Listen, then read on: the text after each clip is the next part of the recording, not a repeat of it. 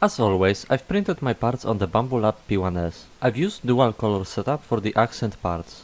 I'm using regular black PLA for the frame and silver silk PLA for the accents. I'm also using the cool plate, but that doesn't matter. Everything you see here printed in about 5.5 hours. When using only one color, it takes about 40 minutes.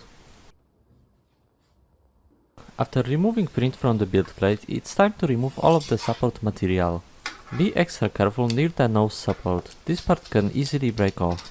Of course you can try to print the frame without the brim enabled, but I don't recommend that.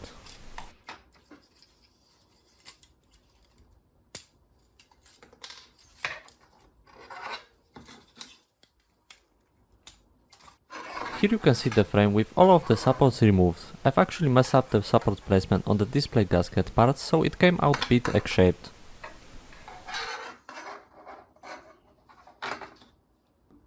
For this video, I will be using the stock ECX driver board. It's the new version which ships from AliExpress. Old one is no longer available.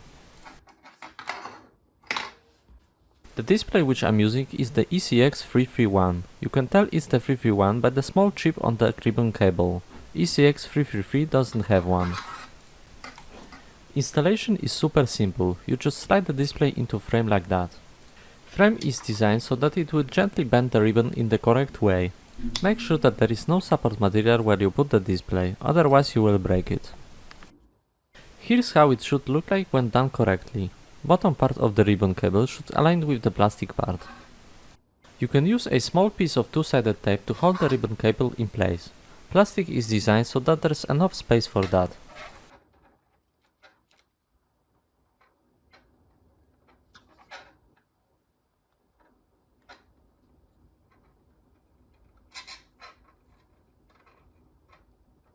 The board should sit loosely inside the plastic frame. You can use a short screw to secure it in place, but it's not required. I've designed a plastic cover that will perfectly hold it in place and hide the electronics. You can install it by sliding it over the board and secure it to the frame using soldering iron. I have a separate soldering iron for melting plastic. Don't use your main one for this.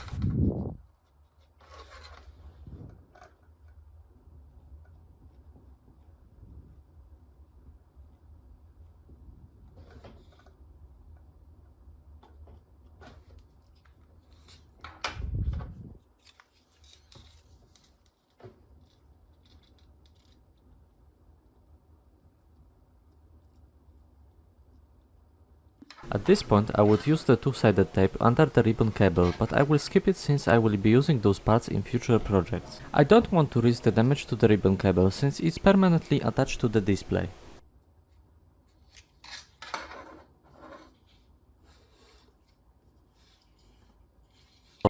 This video is sponsored by JLCPCB, the cheapest and most reliable PCB manufacturer. So the very first thing you want to do is prepare the Gerber files. This can be easily done with the help of the CAM processor. Just open the two-layer CAM file and you're basically ready to go.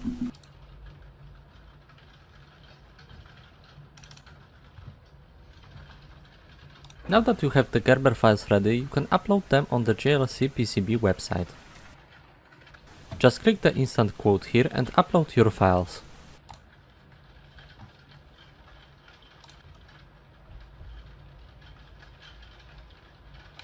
Here you can see the board preview. You can also change the board color and thickness.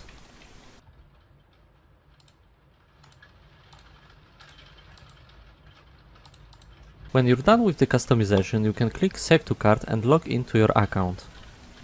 And now you just select your board and shipping method. I always choose Europacket for my boards. It's the cheapest and fastest option. As you can see, it costs €6.50 in total. Couple days later and now I have my boards in the physical form. All the orders come safely packaged in this little blue box.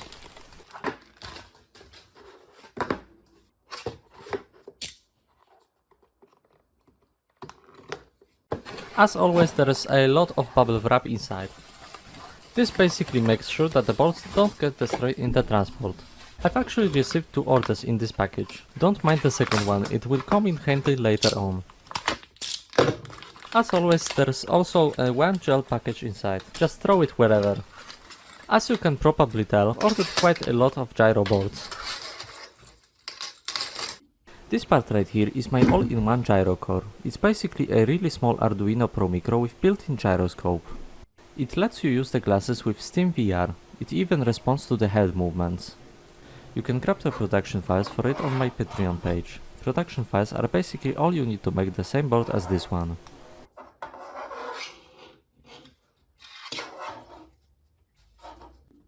Display video cables are meant to go through this small hole right here. There's just enough space for them to fit comfortably.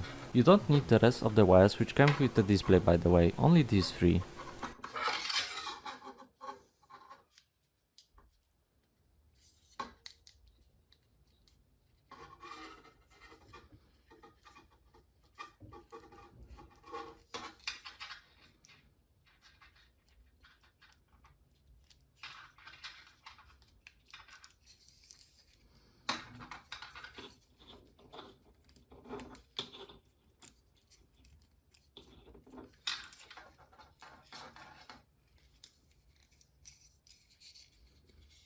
You should have enough wire length for soldering. Of course, I've left some space for the wire extensions if you need them.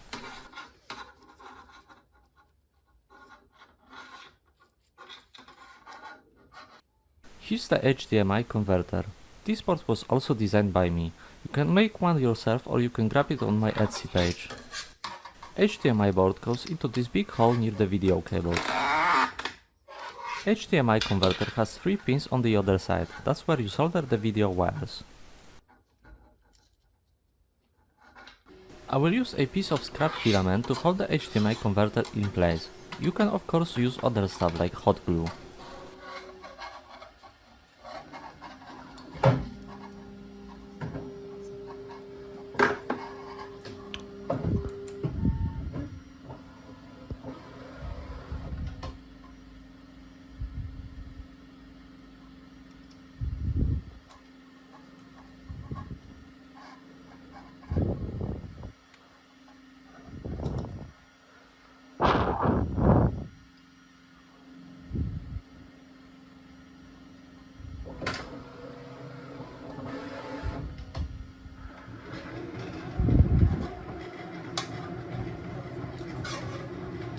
HDMI converter should now safely sit inside the frame. Make sure that the HDMI port is properly aligned with the plastic.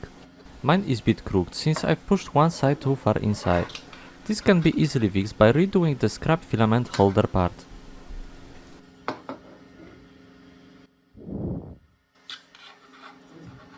This time I've left it a bit loose. It will align itself when I install the HDMI cover.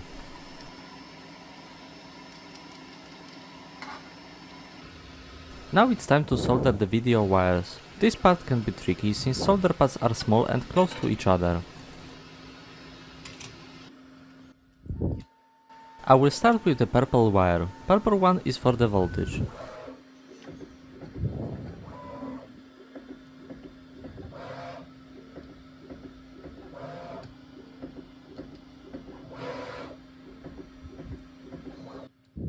Now I will solder the brown one, it's for the ground.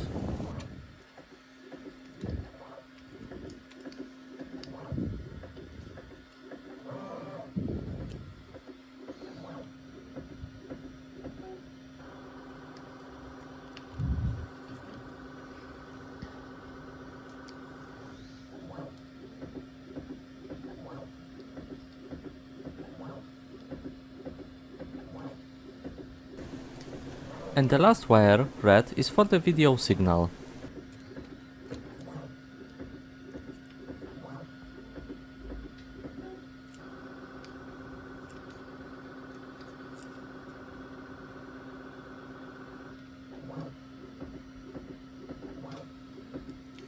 Here is the closer look at the wires. Make sure that no wires are touching each other.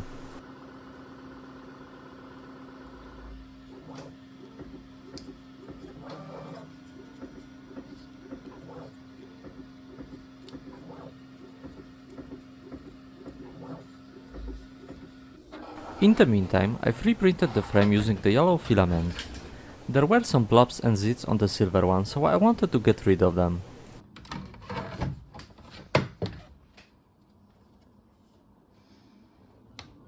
Now I will have to transfer all of the parts to the new frame. I will do that off screen so I won't repeat the video. And here's the yellow frame with all of the components in place.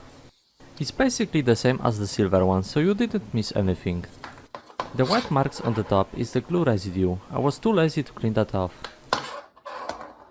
Okay, so now I will show you how to make the combiner. I will cut one out of this large semi-transparent plastic sheet. You can get one on the AliExpress. It's originally used for the car HUD display. Just look for the car HUD. This plastic part here will help us get the perfect combiner shape. It's basically a combiner cutout tool. So the idea is to put the cutout tool on the plastic sheet, mark the shape with the knife and then cut it out using Dremel tool. You can also use the laser engraver to do this.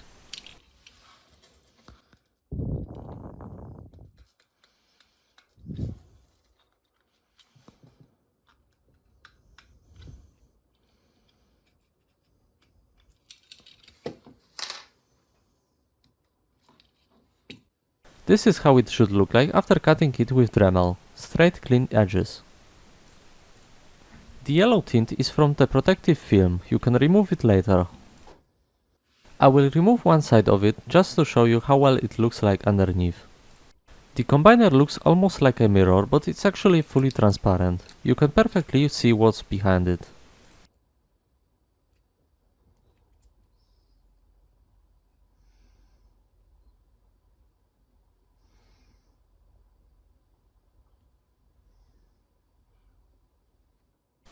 Now it's time to put it inside the frame. Make sure you remove the protective film before doing so. It's a super tight fit, so any millimeter counts.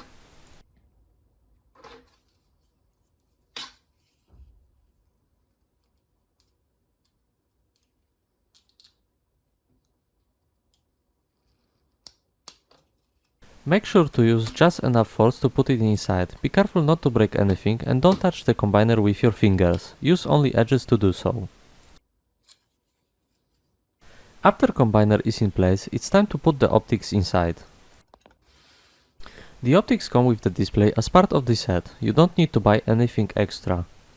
The magnification on this piece is really remarkable. The optics should easily slide inside. You can see the optics reflection on the combiner. This means that everything was assembled correctly.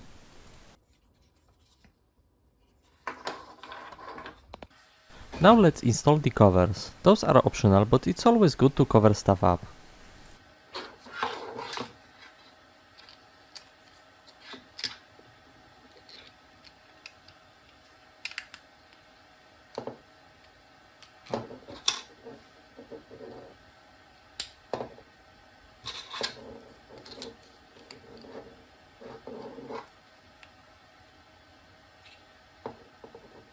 Just like in my previous builds, covers are meant to be fused to frame using soldering iron. You could of course use screws, but I think this method is way faster.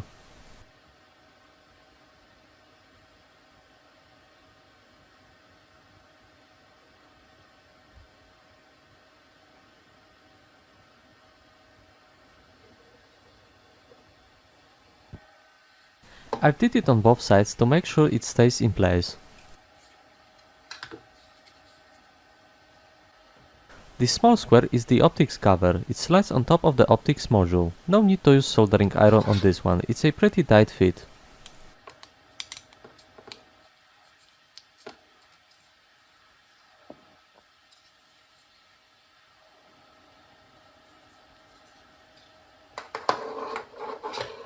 And the very last cover is for the Gyro Core. It's assembled just like the HDMI cover. Just make sure to get the position right.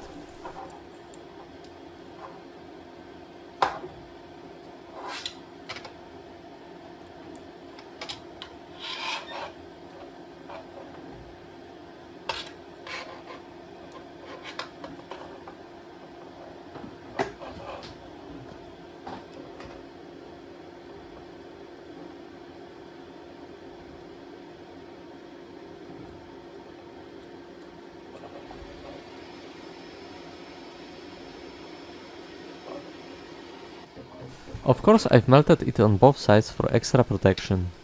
And just like that, the physical part of this build is finished. You are of course free to do any modifications you like. Just don't tell people it's your own project. I've actually had some people who did that. Now comes the software part. Download the Arduino software if you don't have it yet. And now install it. You will also need the chip drivers, just Google them. Driver installation is super easy, just run the executable. Now you can start the Arduino software.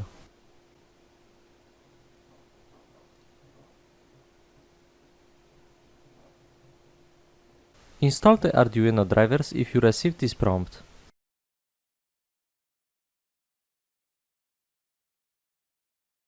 Now you will need the FastEmu library. Just look it up in the library manager. FastEmu library is made by Liquid CGS, the guy who made whole software which I am using. You can find the original HDMI software in the examples menu under FastEmu. I've also forked HDMI GitHub page. You can find the latest Sideloader stuff there. The Arduino code can be found on my page, but you can use the original HDMI file if you know how to modify it.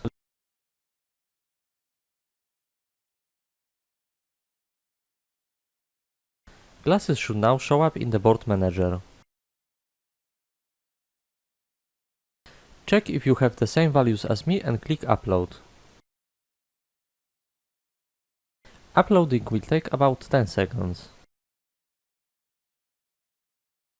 Now open the serial monitor for gyro calibration.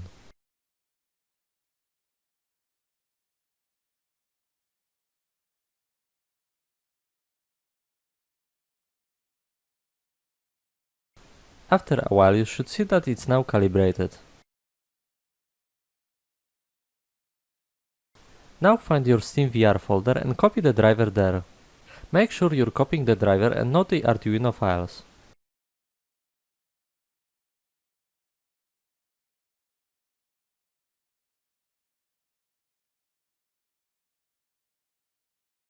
You can now connect the HDMI cable and start SteamVR. You should now see that it's working and waiting for the calibration. Click on the standing only option. Now put here your actual height while you stand. Don't put 0 or something ridiculous. And now your glasses are ready to use. You can now connect both cables to the glasses.